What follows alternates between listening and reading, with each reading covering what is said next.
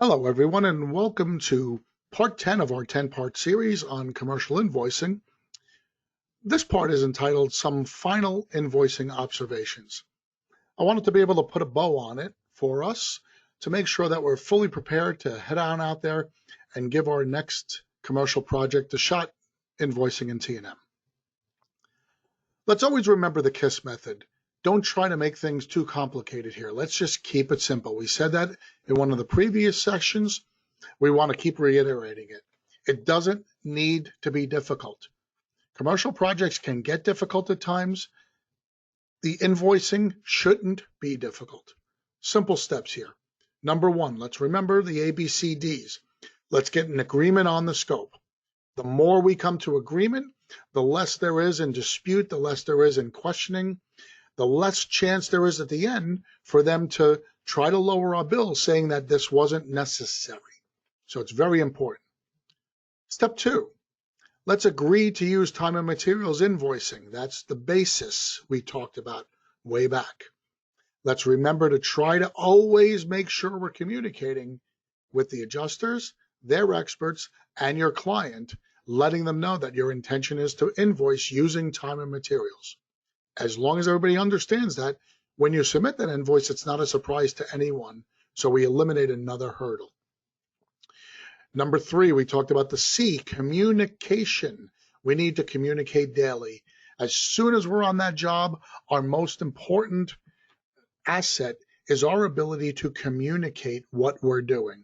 We need to remember that's support for us from the first day till the day the check clears the bank.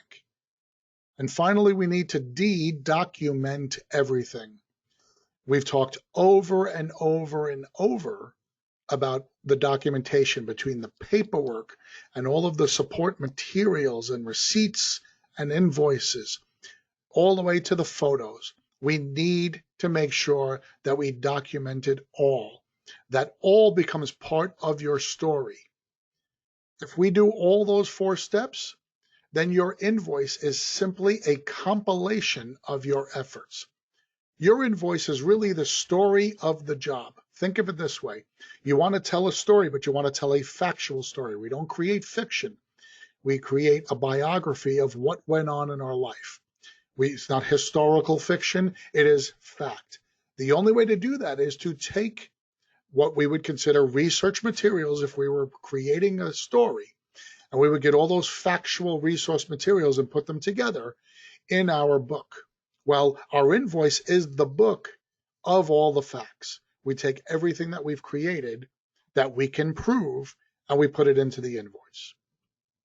If you've done all of these steps properly, there should be very, very little to defend. Think about it. Just think about all of the difficulties you have many times in getting paid on your residential invoices. Sometimes I understand you'll get kickback from a certain insurance company or adjuster who says, oh, that's a tool of the trade, or we don't pay for that, or some, kind of silly argument that we have to overcome. But many times we have our invoices questioned because we can't prove the things we're charging for. Why did you add scrubbers? We may have to acknowledge and take off the value of those scrubbers unless we communicated early on in the process why we feel, even on a Cat 1 loss, there was a need to put scrubbers on the project. So those are the kinds of things that are there. We know, and research has told me from working with clients all over the country on both commercial and residential invoicing, that the vast majority of my clients' issues in getting paid were not just some arbitrary stick in the mud who didn't want to pay us. It was really because we couldn't justify what we billed for. Another word for justify is prove. So that's why I'm telling you here, we need to make sure that we can do the work, we can prove the work, and then we can bill for the work. Many times the reductions are either poor work or poor communication along the way. And I use the term initial work. I meant those early steps, setting the scope on a commercial project, getting an agreed upon scope, establishing the basis. That's the initial work. And then that communication and documentation has to take place. Okay? On the right, you'll see I use the scales of justice. In many courthouses, this is what we always see because they refer to justice being blind and the scales are very level for both sides. Well, it should be the same thing when we're defending our invoice.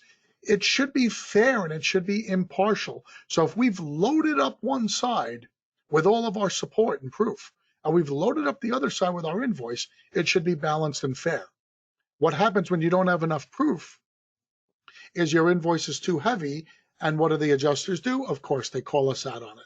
Let's make sure we understand all of this and we don't skip steps. They might seem arcane. They might seem like, oh, I don't have enough people. I have to put all my people on the physical labor of doing the extraction and the demo. Well, if you do that, all of their labor and all of their efforts is going to be for naught and in vain. You need to make sure you can document it. If you have an issue at any time working on your commercial invoicing or working on any of these steps, remember, call CREST. That's what we're here for. CREST stands for Commercial Restoration Education, Support, and Training. If you're on a project, we can provide all three of those to you at any time. Please remember, as a CREST member, you are entitled to support on your projects. At certain levels, you can get support on the phone, and at other levels, you can get support in person. We will send out experts to stand next to you and work with you to make sure these projects don't have any issues, because the most important thing about these projects is getting in, getting out, and getting paid.